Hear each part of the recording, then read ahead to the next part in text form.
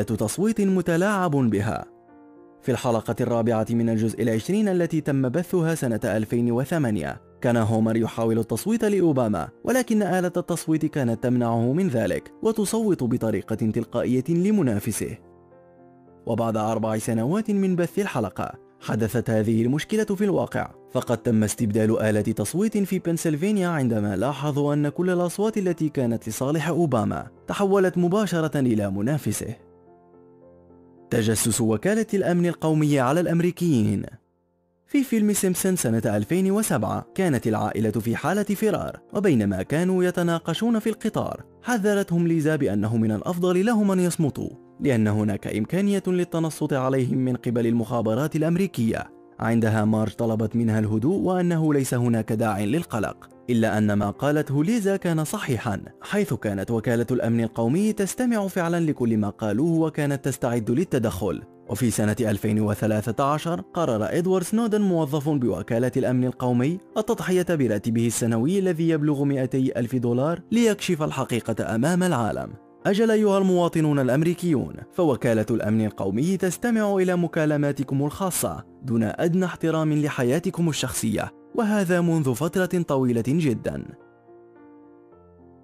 تصميم الآيبود. إليكم نظام الاتصال الداخلي ذو التكنولوجيا العالية الذي وجد في حلقة من حلقات مسلسل سيمبسون التي عرضت سنة 1996. أهذا الشكل لا يذكركم بشيء؟ أجل، إنه يشبه الجيل الأول من الآيبود والذي لن يرى الوجود قبل سنة 2001، ولكن لا يمكننا معرفة ما إذا كانت السلسلة قد توقعت هذا الاختراع أم أن مصممي الجهاز استلهموا فكرة التصميم من خلال مشاهدة المسلسل كأي شخص آخر. القبض على مسؤول في الفيفا. في شهر مارس سنة 2014 وخلال الحلقة 16 من الموسم 25 لسلسلة سيمبسون تم إيقاف نائب رئيس الاتحاد الدولي لكرة القدم في منزل عائلة سيمبسون بتهمة الفساد. في 27 من مايو سنة 2015 تم إيقاف جيفري ويب نائب رئيس الفيفا في مدينة زورخ في سويسرا رفقة عشرات من الأطر العليا للاتحاد بتهمة الفساد وتبييض الأموال. هذا غريب، أليس كذلك؟ نمر يهاجم ساحران ألمانيان.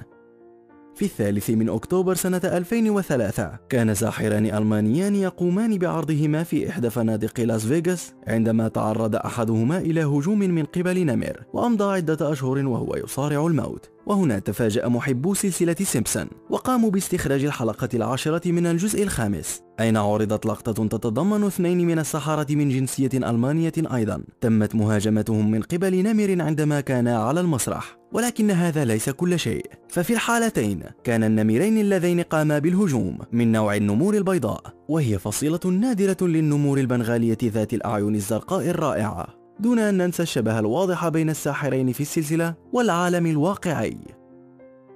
التواصل عبر ساعة اليد. إذا ظننت اليوم أنه من الطبيعي إجراء مكالمات بالصوت والصورة عن طريق هواتفنا، فإنه في سنة 1995 لم تكن هذه التكنولوجيا متاحة بعد. ومع ذلك ففي الحلقة 19 من الجزء 6 لسلسلة سيمبسون هذه الوسيلة كانت موجودة.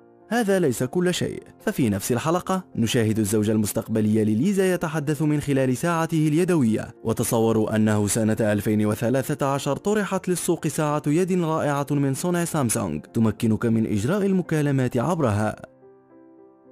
علم المقاومة السورية. هناك نظرية مؤامرة منتشرة خاصة في بعض وسائل الإعلام المصرية تقول بأن الولايات المتحدة تعمدت تفجير الوضع في سوريا. وعلى ماذا اعتمدت حسب رأيكم؟ طبعا على إحدى حلقات سلسلة سيمبسون. في الواقع خلال بث الحلقة سنة 2001 نرى بارت قد تحول إلى طيار مقاتل يقوم بقصف بلد ما في الشرق الأوسط، وعلى باب سيارة جيب العسكرية للضحايا نجد العلم الذي ستتخذه فيما بعد المعارضة السورية رمزا لها. هذا محير، أليس كذلك؟ أعلم أنه عندما تم بث الحلقة في الولايات المتحدة الأمريكية لم يتوقع أحد أنه بعد 10 سنوات ستوجد معارضة سورية، وأكثر من ذلك التنبؤ بألوان العلم الذي ستتخذه. فضيحة لحم الخيول.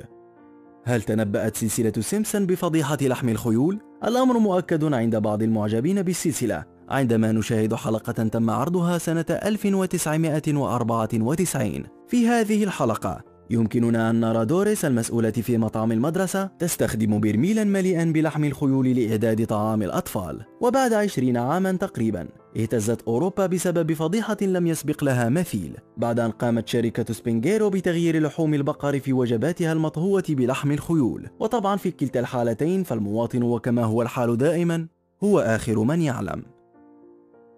الرئيس ترامب على رأس الولايات المتحدة.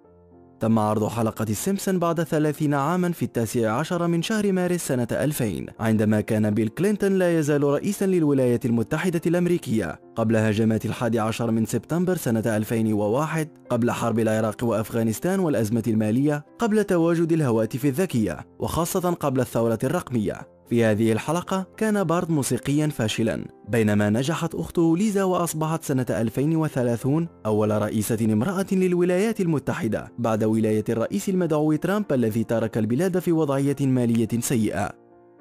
As you know, we've inherited quite a budget crunch from President Trump. How bad is it, Secretary Van Houten?